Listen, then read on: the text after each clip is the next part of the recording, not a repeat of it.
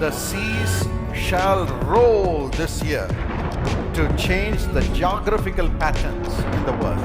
இப்போ இதை பார்த்தும் நீங்கள்லாம் இவர் பொய் சொல்லலை, கரெக்டு தான், கடல் சீற்றத்தினால தான் மாறிச்சு, நிலநடுக்கத்தினால மாறல, அவர் தான் கரெக்டு அப்படின்னு சொன்னீங்கன்னா.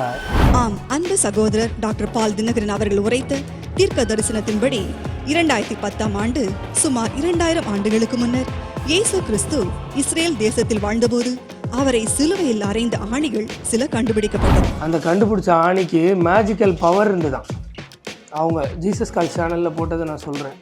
இதையும் மக்கள் உண்மை நம்பி எத்தனை ஆயிரக்கணக்கான பாமர மக்கள் அவர் பின்னாடி போய் அவன் சம்பாதிக்கிற அன்னைக்குள்ள காசுலேயும் ஒரு பெரும்பகுதியை பிடிக்கிட்டு தானே இருக்கீங்க. இளம் பங்காளர் திட்டம், அந்த பங்காளர் திட்டம், இந்த பங்காளர் திட்டம், இந்த வெல்ஃபேர் திட்டம், அந்த வெல்ஃபேர் திட்டம், பிடிங்கி பணம் பணம் பணம் பிடிக்கிட்டு தானே இருக்கீங்க. அந்த மக்கள் பாவம் இல்லையா? 2024 ஆண்டு நம்பர் 1 கள்ள தீர்க்கதரிசி யார் அப்படின்னு தெரிஞ்சுக்க நிறைய பேர் ஆவலோடு இருப்பீங்க. இந்த வீடியோஸு இதுக்காக தேடும் போது கண்ணில் படுற வீடியோஸ் எல்லாம் பார்த்தா அவ்வளோ வேதனையாக இருக்குங்க.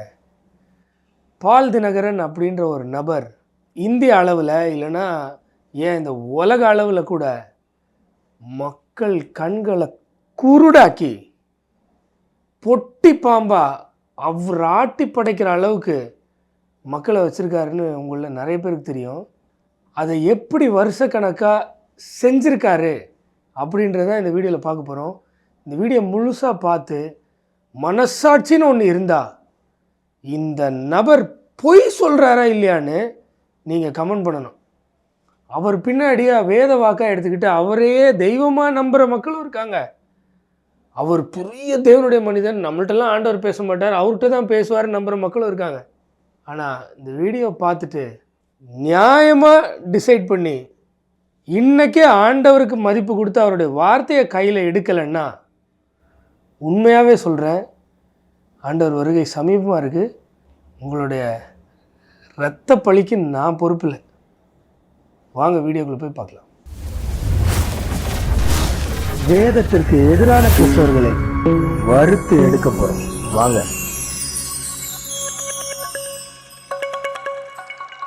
What is going to happen in the world? உலகத்தில் சம்பவிக்க போகிறது என்ன? 2011 ஜனவரியில் 1ஆம் தேதி எடுத்ததான். இது நாங்கள் சொல்லலை, அவங்க சேனல்லே போட்டிருக்காங்க, ஜீசஸ் கால் சேனலில் தான். 2011 1ஆம் தேதி எடுத்த வீடியோ. உலகத்துக்கு இயேசு இவர்கிட்ட சொன்னாராம் என்னென்ன நடக்க போகுதுன்னு. The seas shall roll this year to change the geographical patterns in the world. என்ன சொன்னார்னா, கடல்கள் பயங்கரமாக கொந்தளிக்க போதான், உரும போதான், சிங்கம் மாதிரி கர்ஜிக்க போதான். எதுக்காகனா உலகத்துடைய வரைபடத்தை மாற்றுறதுக்கு, ஜாகிரபிக்கல் பேட்டர்னை மாற்றுறதுக்காக கடல் கொந்தளிக்க போதான் அப்படின்னு ஆண்டவராகிய இயேசு கிறிஸ்து இவர்கிட்ட சொன்னாராம். பச்சை பொய். ஆனால் அதை உண்மைன்னு மக்களை நம்ப வைக்க அவங்க என்ன பண்ணாங்கன்னு பாருங்கள். 2011 மார்ச் 11ஆம் தேதி ஜப்பானில் 8.9 அளவு மாபெரும் பூகம்பம் ஜப்பான் தேசத்தையே புரட்டி போட்டு கொலை நடுங்கச் செய்தது. நிலநடுக்கம் ஜப்பான் தேசத்தையே புரட்டி போட்டுச்சுன்னு இவங்களே சொல்கிறாங்க. ஆனால் சொன்ன தீர்க்க தரிசனம் என்ன? கடல் அலைகள் கொந்தளிச்சு பூமியோடைய ஷேப்பையே மாற்றோன்னு. இதனால் ஜப்பான் வரைபடத்தில் மாற்றம், புவியச்சில் மாற்றங்கள். இதனால் ஜப்பான் வரைபடத்தில் மாற்றமா? கடல் கொந்தளிச்சதுனால ஜப்பான் வரைபடத்தில் மாற்றம் ஆயிடுச்சா? எப்படி? கடல் அப்படியே நிலத்துக்குள்ளே உள்வாங்கி போயிடுச்சுன்னா அப்படியே நிலத்தில் அப்படியே மாற்றத்தை ஏற்படுத்திடும், மேப்பெல்லாம் மாறிடும். அப்படியா? இந்நில அதிர்வின் ஆரம்ப செய்திகளின்படி ஜப்பானின் முக்கிய தீவு ஒன்று 8 அடிகள் நகர்ந்து புவி தோற்றாச்சு 17 சென்டிமீட்டர் அளவிற்கு நகர்ந்து தாங்கி நிற்கிறது. நில அதிர்வினால இதெல்லாம் நடந்ததுன்னு அவங்களே சொல்லிட்டு, கடல் சீற்றத்தினால ஜாகிரபிக்கல் லொக்கேஷன் மாறும்னு இவர்கிட்ட ஆண்டவர் சொன்னது இதனால தான் நடந்துருச்சு பாருங்கன்னு செல்ஃபாக மார்க்கெட்டிங் பண்ணுறாங்க. 2012 நியூ இயர் அப்போ. The seas shall roll this year to change the geographical patterns in the world. இப்போ இதை பார்த்தும் நீங்கள்லாம் இவர் பொய் சொல்லலை, கரெக்டு தான், கடல் சீற்றத்தினால தான் மாறிச்சு, நிலநடுக்கத்தினால மாறல, அவர் தான் கரெக்டு அப்படின்னு சொன்னீங்கன்னா, ஒரு பக்கம் எனக்கு உண்மையிலே இவங்களெல்லாம் பயங்கரமாக ட்ரோல் பண்ணி இந்த வீடியோ வேறு லெவலில் கொண்டு போகணுன்னு தோணுது. ஆனால் வரல, ரொம்ப ஒரு பக்கம். இன்னொரு பக்கம் அப்படியாவது அட்லீஸ்ட் நிறைய பேருக்கு ரீச் பண்ணிட முடியாதா, கொஞ்சம் பேராவது திரும்பி பார்த்துட மாட்டாங்களான்னு இருக்குது. சரி, இது பார்த்தும் அவர் உத்தமர், தேவனுடைய மனிதன்னு நீங்கள் யாராவது சொன்னீங்கன்னா அடுத்து என்ன போய் சொல்கிறாருன்னு பாருங்கள். The Lord showed me a unique thing. The wealth will start generating from the oceans of the world. வெல்த்னா என்னன்னு தெரியும்ல உங்களுக்கு?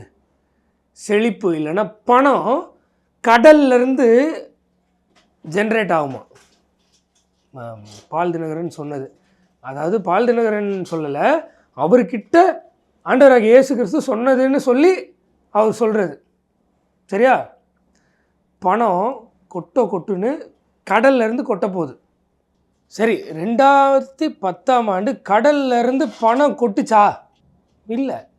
ஆனால் அதை எப்படி ட்விஸ்ட் பண்ணி எதையோ ஒன்று கோர்த்து நான் சொன்ன தீர்க்கதரிசனம் நடந்துருச்சுன்னு போலியாக ஜோடித்து மக்கள்கிட்ட பிரகடனப்படுத்தினாருன்னு பாருங்கள். ஆம், 2010ஆம் ஆண்டு கடலிலிருந்து மனிதர்களுக்கு பயனுறும் வகையில் பல்வேறு புதிய கண்டுபிடிப்புகள் கண்டுபிடிக்கப்பட்டது. அவற்றில் ஒன்று கடல் அலையிலிருந்து மின்சாரம் தயாரிக்கும் ஓர் புதிய கண்டுபிடிப்பு அட்லாண்டிக் கடலில் ஆய்வு செய்து நிறுவப்பட்டது. 2010ஆம் ஆண்டு தான் அதை கண்டுபிடிச்சி ஆய்வு செஞ்சு நிறுவப்பட்டுச்சான். என்னது? கடல் அலையிலேருந்து எனர்ஜி கிரியேட் பண்ணுறது. இதுக்கும் இவர் சொன்ன தீர்க்க தரிசனத்துக்கும் ஏதாவது சம்மந்தம் இருக்கா? அதுக்கும் சம்மந்தம் இருக்குன்னு சொல்லக்கூடிய மக்கள் எத்தனையோ பேர் இருப்பீங்க. ஆனால் அதுவுமே பொய் தான். கடல் அலையிலேருந்து எனர்ஜி கிரியேட் பண்ணுறது 1970களிலே நிறுவப்பட்டாச்சு. இல்லைன்னா கிட்டத்தட்ட அதை வந்து ஃபைனல் பண்ணியாச்சு. ஆனால் பல வருஷமாக இது இருக்குன்னு சொல்லிகிட்டே இருக்குது, நம்பப்படுறாங்க, அதை செஞ்சிட்டாங்க. 2010க்கும் அதுக்கும் சம்மந்தமே இல்லை. ரெண்டாவது, 2010லேருந்து இன்னைக்கு டேட் வரைக்கும் கடல் அலையிலேருந்து பணம் கொட்டும் அப்படின்னு வெல்த்து பொங்கி வரும்னு சொன்னார் இல்லையா, அந்த அளவுக்கு அது ஒரு சக்ஸஸ்ஃபுல்லான டெக்னாலஜியும் கிடையாது. அது வந்து கிட்டத்தட்ட ஒரு ஃபெயிலியரான டெக்னாலஜி தான். ஏன்னா அதை இனிஷியலாக இன்ஸ்டால் பண்ணக்கூடிய காஸ்ட் ரொம்ப பெருசாக இருக்குது. அந்த காஸ்ட்டை இவங்களால் இந்த எனர்ஜி எடுத்து ரிட்டர்ன் எடுக்க முடியலை. இதுதான் நிதர்சனமான உண்மை.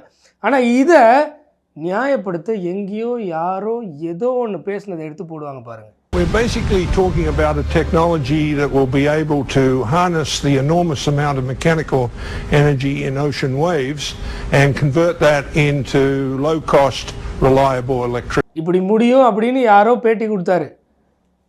இப்போ என்னுடைய கேள்வி என்னென்னா, பால் தினகரன்ட்ட இயேசு தானே சொன்னாருன்னு பொய் சொன்னார் இல்லையா, அது உண்மையிலே இயேசு சொல்லியிருந்தா இப்படி பொய்யா முடியுமா? இயேசுக்கு அறகுறை நாலேஜாக இருக்குது, அறகுறையாக சொல்லிட்டு மாட்டிக்கிறதுக்கு. இதுலேருந்து தெரியல பால் தினகரன் பச்சை பொய் சொல்லி மக்களை ஏமாத்துறாருன்னு.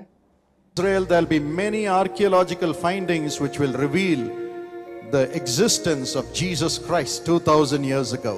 Hereafterwards, the archaeological findings in Israel will all be towards establishing the existence of Jesus Christ 2000 years ago.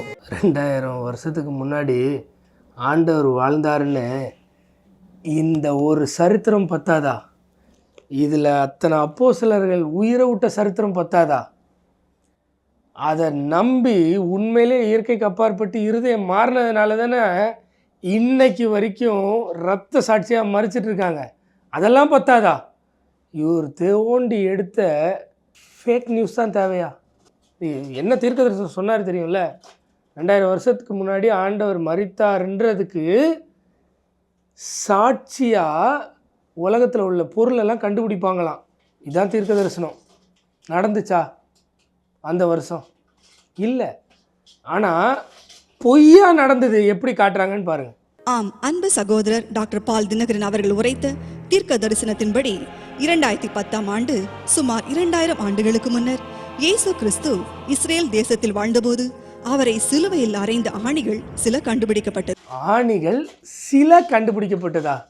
என்னது, எத்தனை ஆணி அடித்தாங்க, அதில் சில கண்டுபிடிக்கப்பட்டதுக்கு? எதையுமே பொருந்த சொல்ல வேண்டாமா? இப்போ மறுபடியும் அதே கேள்வி தான் கேட்குறேன். உண்மையிலேயே இவர்கிட்ட இயேசு தான் சொன்னார்னா இந்த வேதத்தின் ஆண்டவர் இயேசுக்கு வல்லமை இல்லையா? அவர் இப்படி பொய் சொல்லுவாரா? இல்லை பால் தினகரன் பொய் சொல்கிறாரா? ஒத்துக்க மாட்டீங்களே. இன்றைக்கி வரைக்கும் நம்பிட்டு இருப்பீங்களே அவர் தீர்க்கதரிசனமாக சொன்னார் ஆணி கிடச்சிருச்சுன்னு. மறுபடியும் அதுக்கும் இஷ்டத்துக்கு எதையோ ஒன்று எங்கேயோ பேசுனதை எடுத்து போடுவார் பாருங்க. The old city of Jerusalem, an important archaeological discovery has been made. Two nails that may have been used to nail Jesus to the cross. யாரோ எங்கேயோ ஏதோ பேசின வீடியோ வந்தால் அதான் உண்மைன்னு நம்பிடுவார். இவர் இயேசு சொன்ன பொய்யை நிரூபிக்க எந்த அளவுக்கு இறங்கி மேலும் மேலும் பொய் சொல்லுவார். புரிஞ்சுக்கிட்டீங்களா? சரி, இது வரைக்கும் விட்டா பரவாயில்ல. இவங்க சேனலில் போட்ட வீடியோஸ் தான் எல்லாமே. இதையும் சேர்த்து போடுவாங்க, அதையும் பாருங்கள். Another explanation is that these crucifixion nails had magical powers and were powerful talisman to help the owner in this life and in the next. அந்த கண்டுபிடிச்ச ஆணிக்கு மேஜிக்கல் பவர் இருந்துதான். அவங்க ஜீசஸ் கால் சேனலில் போட்டதை நான் சொல்கிறேன். இதையும் மக்கள் உண்மைன்னு நம்பி எத்தனை ஆயிரக்கணக்கான பாமர மக்கள் அவர் பின்னாடி போய் வாழ்க்கையை சீரழிச்சிட்டு இருக்காங்க. உடனே நீங்கள் கேட்கலாம், எப்படி வாழ்க்கையை சீரழிஞ்சா? அவன் சம்பாதிக்கிறான், அன்னைக்குள்ள காசுலேயும் ஒரு பெரும்பகுதியை பிடுங்கிட்டு தானே இருக்கீங்க. இளம் பங்காளர் திட்டம், அந்த பங்காளர் திட்டம், இந்த பங்காளர் திட்டம், இந்த வெல்ஃபேர் திட்டம், அந்த வெல்ஃபேர் திட்டம், பிடுங்கி பணம் பணம் பணம் பிடுங்கிட்டு தானே இருக்கீங்க. அந்த மக்கள் பாவம் இல்லையா? ஒருத்தன் அவன் வாழ்நாளில் ஜீசஸ் கால்ஸுக்கு கொடுத்த பணம் அவன் வாழ்க்கைக்கு யூஸ் ஆகவே ஆகாதா? நேர்மையாக ஆண்டவரோட பிள்ளையாக இருந்து அதில் ஆண்டவருடைய பிள்ளையாக வசனத்தின் அடிப்படையில் மக்கள் இவங்க எனக்கு இவ்வளோ சொல்கிறாங்க, இவ்வளோ செய்கிறாங்க, நான் கொடுக்குறேன்னா அது வேறு. கொடுத்தா ஆசீர்வாதம், தசமமாக கொடுக்கணும். இப்படி பொய் சொல்லி நான் ஒரு நல்ல தீர்க்கதரிசின்னு ப்ரூவ் பண்ணுற நபருக்கு பணம் கொடுக்கணுமா?